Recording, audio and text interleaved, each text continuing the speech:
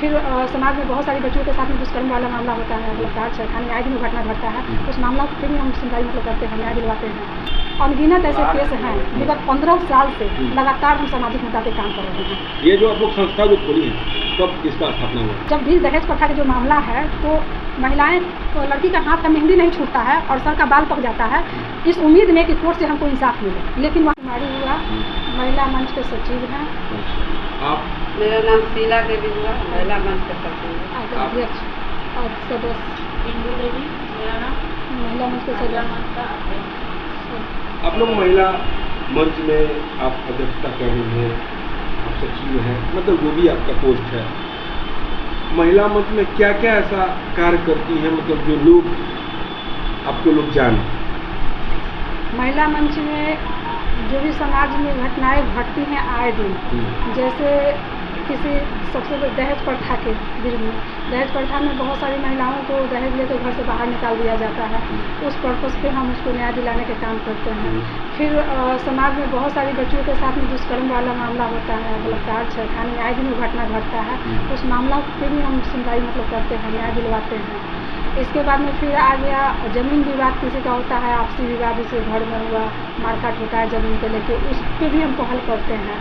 तो समाज में जो भी घटनाएं घटती हैं उसके संबंध में हम लोग अपना मोर्चा खोलते हैं। मतलब आपके इस समाज में जो भी मतलब घटित घटनाएं होती है, जो मतलब थाना प्रशासन से जो नहीं होता है, आप लोग उस कार्य को संपूर्ण रूप से करते हैं। अब तक कितने केस को आप लोग सॉल्व कर चुके हैं? अनगिनत ऐसे केस हैं, विगत 15 साल से लगातार हम सामाजिक मुद्दा पे काम कर रहे हैं। ये जो आप लोग संस्था जो खोली है कब इसका स्थापना हुआ? सबसे पहले तो हम आपको बता दें कि इसके पहले महिला मंच से पहले महिला ब्रिगेड नाम का एक संगठन चलता था, उसमें हम काम करते थे, उसमें हम प्रदेश अध्यक्ष के पद पे थे। और फिलहाल इधर इस महिला मंच का जो निर्माण किए हम, तो करीब 3 साल से हम इस पे काम कर रहे हैं। अब जब 15 साल से जब इस आप संगठन में जो जुड़ी हुई हैं, आप काम कर रही हैं, ऐसा कोई रोमांचक जो केस आया होगा, जो गुत्थी ऐसा कुछ ऐसा होता है, गुत्थी जो बहुत उलझा रहा था, उसको सुलझाने में थोड़ा समय लगता है, सरकार से भी नहीं होती है न प्रशासन से, क्योंकि ये दोनों जो है धाग के 2 पत्ते हैं, ठीक है ना। तो आप लोग उस कार्य को करती हैं, तो ऐसा कोई मामला आया था जो मतलब गुत्थी पूरा सुलझा हुआ था, आप लोग को उलझाने में मतलब सुलझाने में कुछ समय लगा होगा? मामला तो जो भी हम लोग के पास में आता है वो उलझा हुआ ही रहता है, उसको तो सुलझाते हैं हम लोग अपने तरीके से। जैसा कि आपने अभी बोले कि जो प्रशासन के से नहीं होता है या फिर आपको कोर्ट कचहरी से नहीं होता है, उसमें समाज पहल करती हैं, हम लोग करते हैं। तो उलझा हुआ मामला आता तो ज़रूर है, लेकिन हम लोग उसको प्रशासन से मिलकर बात विचार करके और बहुत उलझे हुए मामला को भी सुलझाने का काम किया है। जैसे कि अब डॉरी एक्ट का केस ले लीजिए, आप देखते होंगे क्योंकि आदि समाज में है और आए दिन आप समाज के घटनाओं से आप वंचित नहीं हैं। तो जब भी दहेज प्रथा का जो मामला है, तो महिलाएं तो लड़की का हाथ का मेहंदी नहीं छूटता है और सर का बाल पक जाता है, इस उम्मीद में कि कोर्ट से हमको इंसाफ मिले। लेकिन वहाँ भी कोई इंसाफ नहीं मिलता है। दिन पर दिन डेट तारीख डेट होते होते समय गुजरते जाता है, लेकिन कहीं कुछ नहीं होता है।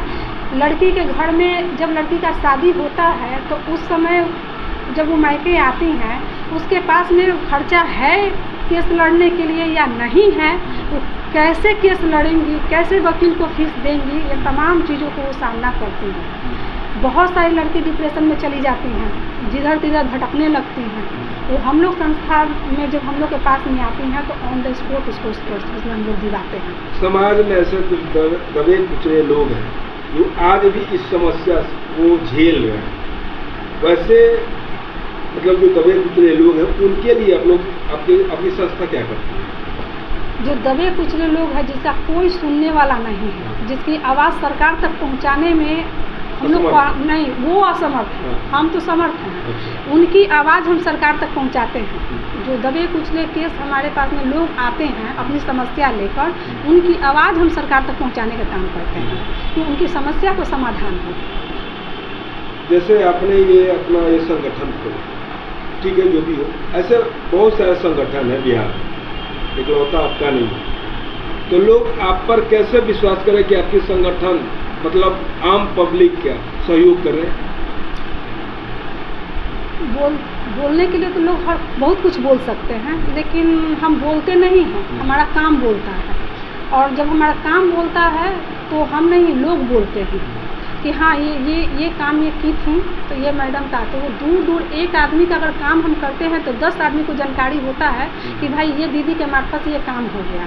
तो जन जागरण अभियान भी इससे फैलता ही है, और लोग जानते हैं कि हम जिस केस को भी अपने हाथ में लेते हैं उसको जब तक हम विजय प्राप्त नहीं कर ले तब तक हम चैन से नहीं जाते। मतलब आपका तथ्य है कि मतलब जब तक तोड़ेंगे नहीं तब छोड़ेंगे नहीं। हाँ। मतलब मन में मतलब पैकेट में गांधी हो या ना हो, मन में आंधी रहती है। जी जी। अच्छा, आप लोग ये जो संगठन चला रही है, आप लोग महिलाएं बहुत सारी है, तो आपके मन में ऐसा विचार आया क्योंकि नहीं हम अगर समाज और अपने परिवार के हित के लिए ये संगठन चला रहे हैं, तो क्या आपका परिवार और आपका समाज इस काम के लिए आपको प्रेरित करता है? शुरुआती दौर में तो परेशानियाँ झेलना पड़ा था, लेकिन परिवार का क्या क्या परेशानी झेलनी पड़ी? सर्वप्रथम कि आप जानते हैं कि महिला जो कोई घरेलू होती हैं, और जैसा कि जो दुनिया समाज चल रहा है, समाज में जो कुर्सियाँ चल रही हैं, उससे कोई भी परिवार अछूता नहीं है। हर आदमी चाहता है कि हमारे घर के बेटी बहन सुरक्षित रहे, कोई भी ऐसा मोमेंट में ना जाए जिससे इसके कारण हम लोग को परेशानी झेलना पड़े। बस वही डर एक बाप को होता है, एक भाई को होता है, एक पति को होता है। तो सब लोग चाहते हैं कि घर के 4 दीवारी में ही अपना खाए बनाए और परिवार को देखे, उसी में इसका दुनिया है। आपसे सवाल है कि आप अपने जब परिवार से पृथक थोड़े देर के लिए होकर और इस समाज के इस संगठन से जुड़कर अपने समाज के लोगों के हित के लिए कार्य करें, तो क्या क्या आपको परेशानी झेलना पड़ता है? परेशानी यही रहता है कि जैसे कोई कोर्ट से समस्या चल रहा है दहेज प्रथा के लिए, उसका हल नहीं हो रहा है, तो हम लोग के कहता है तो दीदी हम आपसे सवाल क्या पूछे, अगर अपने परिवार से थोड़े देर के लिए आप पृथक हुई, जब आप इस संस्था को ज्वाइन की, तो इस संस्था में ज्वाइन करने के लिए क्या क्या आपको परेशानी झेलनी पड़ी? घर से सपोर्ट मिला या कि घर से सपोर्ट मिला, पति से भी सपोर्ट मिला।